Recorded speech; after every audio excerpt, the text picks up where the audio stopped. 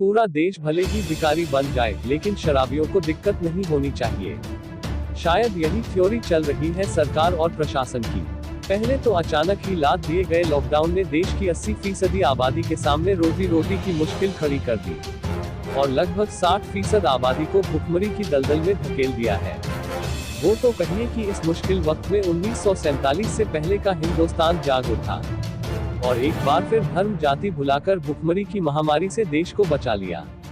अब 2.5 महीने से ज्यादा की हाहाकार के बाद लॉकडाउन को कुछ फीसद खोला तो गया, लेकिन बाजार खुलने का जो शेड्यूल बनाया गया उससे ना व्यापारियों को राहत मिली ना ही ग्राहकों को।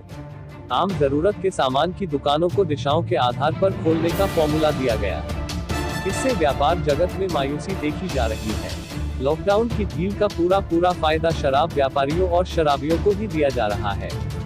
शराब की दुकानों पर ना सोशल डिस्टेंसिंग का रूल लागू है, ना ही दुकानें खोले जाने का टाइम, और शराब की दुकानों पर दिशा का नियम भी नहीं लगता। तस्वीरों में देखिए, आज बुधवार को बरेली में जिस दिशा की सभी दुकानें बंद रखी गई हैं, लेकिन शराब की दुकान बादस्तूर खोली गई है। बरेली से सैयद मारूफ अली की रिपोर्ट। वन साइड खोल। मेरा नाम है हर्ष आनंद सिलेक्शन से हूँ, घंटाघर से रेडीमेड्स का व्यापार करता हूँ। जी सर, ये एक के साइड खोली जा रही है, एक साइड बंद करी जा रही है एक दिन रख करके, इसमें व्यापार का क्या नुकसान हो रहा है और आपका क्या नुकसान? व्यापार का नुकसान ये हो रहा है, जैसे हमारा कस्टमर है उसे नहीं पता हम किस फेस में बैठे हैं। अब वो हमारा कस्टमर है, जैसे सालक का ही कस्टमर आया, मोटा कस्टमर आया, उसने हमारी शॉप बंद देगी तो वो सामने वाली लाइन से ले लेगा। तो रेडीमेड का जैसे पहले रोस्टर चल रहा था उस हिसाब से सही था, कस्टमर को ये पता था कि आज सारा रेडीमेड खुला है, उसको भी चॉइस मिल रही थी कि थोड़ी चीज़ यहाँ मिली थोड़ी वहाँ मिली। अब वो आया रेडीमेड में, एक लाइन में 4 दुकानें, एक तरफ 50 हैं, तो हम लोगों का कस्टमर का इस तरह फ़ायदा है, इसमें हमारा किसी का भी फ़ायदा नहीं कुल मिला के देखा जाए।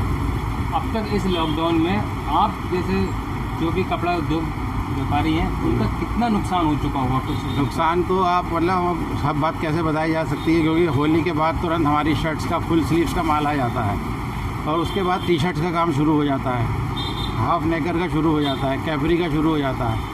तो वो हमारा सारा ख़राब हो गया, जो माल पड़ा है वो डम पड़ा हुआ है इसमें। अब थोड़ा सा समय मिलता है। अब आप बताइए कि एक महीने में हमें 12 दिन मिल रहे हैं, 12 दिन में भी अब एक जैसे नहीं है सारे दिन।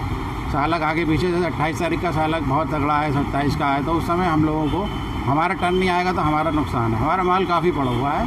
अब आगे जाके सितंबर अक्टूबर से बाज़ार चलेगा, उस समय हमें बुलन की तैयारी करनी पड़ेगी, तो हमारा सारा गर्म माल हमारा डंप हो जाएगा।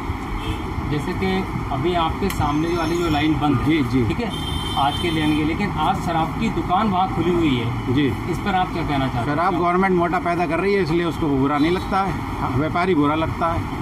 आज हमारे से तो ये भी कहा गया कि हम यहाँ पे स्टैचू बाहर ना लगाएं, मतलब स्टैचू से कोरोना फैल जाएगा, कस्टमर से नहीं फैलेगा। जो आपने इतनी पूरी बरेली खोल दी है, स्टैचू हमारी दुकान के अंदर लगे हैं, शीशे से चिपक के लगे, नाली के बाहर भी नहीं लगे हैं, और कस्टमर को कहते हैं कि अगर ये हमारे स्टैचू बाहर है तो हम इसको उठा के ले जाएंगे। इस तरीके से व्यापारी को धमकाया जा रहा है। या स्टैचू से कोरोना होगा कि हमारे लोगों से होगा जो आपने पूरी बरेली खोल दी है?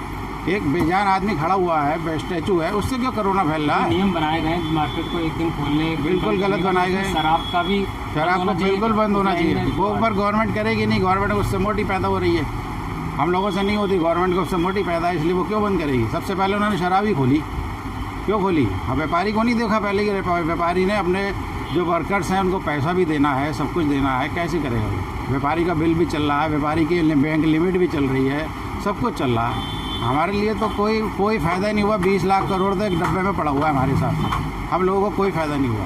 सर, आपका कितना निजी नुकसान हुआ होगा?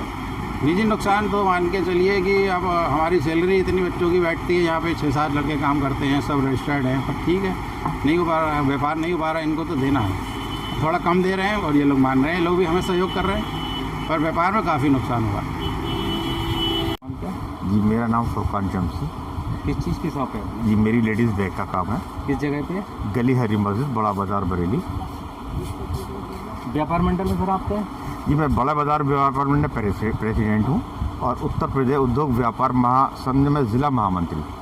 सर, जो अभी सरकार ने की गाइडलाइनें आई हैं कि एक दिन दुकानें इस लाइन की खुलेंगी, एक दिन उस दिन इस लाइन की खुलेंगी, इससे व्यापार मंडल पर क्या असर पड़ता है?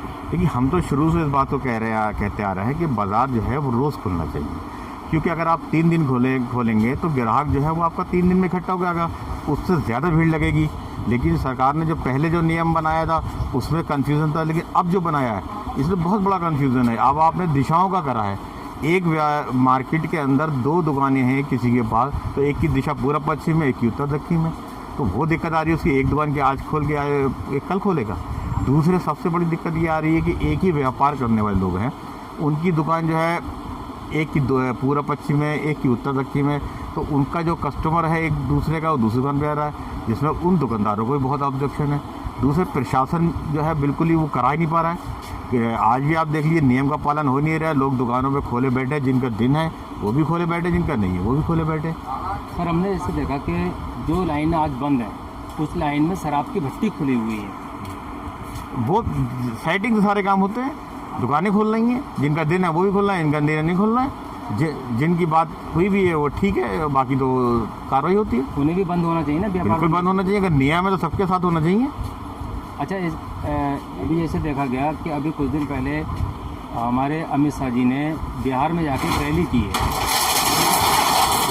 इधर आप नियम लगा रहे हैं कि दुकानें बंद करिए, इसी से तरीके सोशल डिस्टेंसिंग दिए। क्या चुनाव इन दिनों में होना क्या सही लगता है? कोरोना इन दिनों में चुनाव बिल्कुल नहीं होना चाहिए। देश इतनी बड़ी महामारी से गुजर रहा है, पहले हमें इस चीज़ से मुकाबला करना चाहिए। जब कोरोना हट जाए, कोरोना ख़त्म हो जाए, तब आप चुनाव कराइए। चुनाव मतलब नहीं होना चाहिए? बिल्कुल चुनाव नहीं होना चाहिए। ये वक्त ही नहीं है चुनाव का। इस वक्त तो देश महामारी से कर रहा है, लोग मर रहे हैं, लोगों का इलाज नहीं हो रहा है, परेशानी की हालत है। ऐसे में चुनाव होने नहीं चाहिए।